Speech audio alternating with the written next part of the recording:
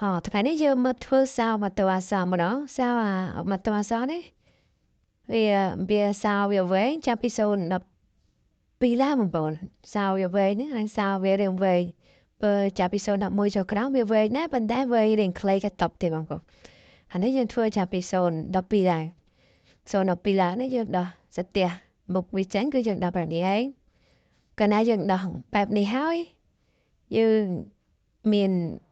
ដាច់អេរៀងស្រួចមួយមកយើងយកមកឆ្កឹះអាសទះខាងលើនេះចេញមកផងយើងឆ្កឹះវា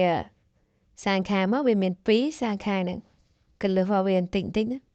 ហើយយើងឆ្កឹះវាហើយយ៉ាងទៅយើងដកវាចេញមកហើយកាលណាយើងដកវាចេញមកហើយយើងដាក់សោចូលទៅយើងដាក់សោចូលទៅហើយយើងយកដែកមកគួរវាចេញតិចតែប៉ុណ្ណឹងមកគឺវាចេញមកហើយបងអាហ្នឹងយើងដាក់ទៅហេតុតែបានយើងដាក់ដើម្បីកុំឲ្យក្របសានោះវាជ្រុះចេញមករត់រីអាណាក្របសាជ្រុះចេញមករត់រីយើងមកបាក់នឹងការរៀបវាទៅវិញយើងអត់ដឹងថាវានៅលេខរៀងណាខ្លះទេអញ្ចឹងយើងប្រយ័ត្នប្រយែងទៅនឹងតិចដែរកុំឲ្យវាប្របាក់សាមញ៉ាំវាយើងបាក់ទៅពិនិត្យនៅសាវកែបនោះម្ដងទៀតយ៉ាងហើយយើងដោះចេញមកហើយប៉ុណ្ណឹងហើយយើងមើលទៅក្របណាខ្ពស់ក្របណាទាបអាហ្នឹងយើងងាយមើលយើងងាយធ្វើជាងនៅក្នុងប្រអប់ងាយក្នុងការធ្វើជាងនៅក្នុង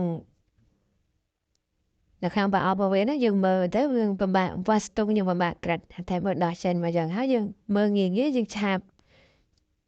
ហើយវាអាចនឹងលឿនជាងយើងមើលដែរអាហ្នឹងបើយើងមិនជំនាញក្នុងការមើលក្របដូចគេដតេទៀតណា